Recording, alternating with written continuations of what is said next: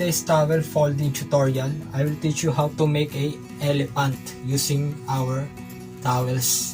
In order to create a elephant, we need to use one bath towel and one hand towel. First thing to do is the body of the elephant.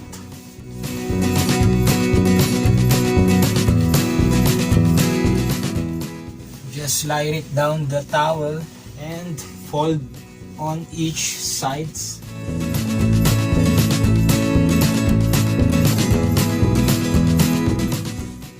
At the horizontal line.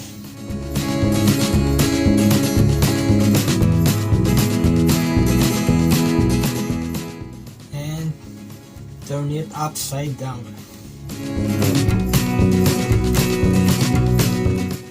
Next step is roll each side. Will you please repeat it? So, roll nyo lang guys yung magkabilang gilid. Same as the other side.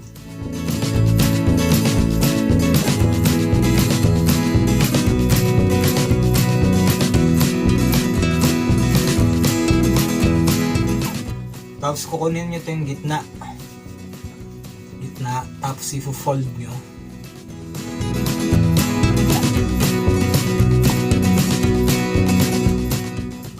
This would be the body of the elephant.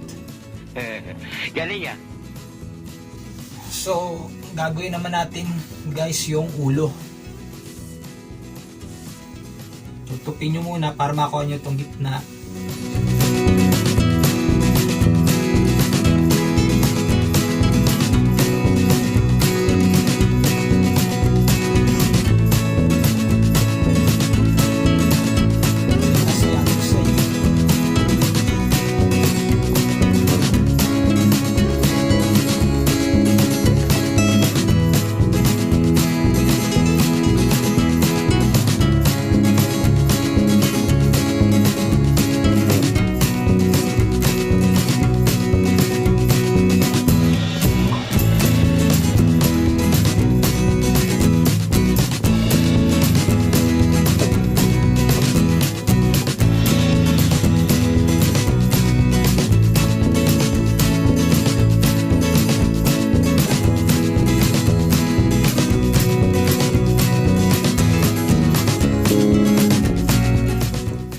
This would be the head, the ears, and the nose, yung muso.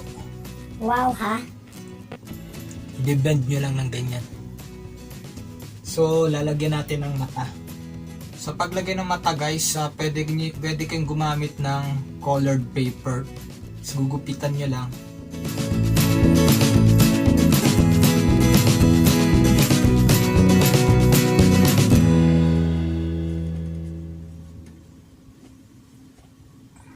Kakabitan natin sa ulo.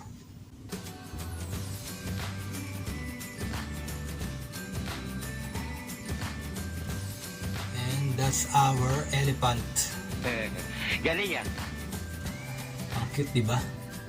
Ang cute niya.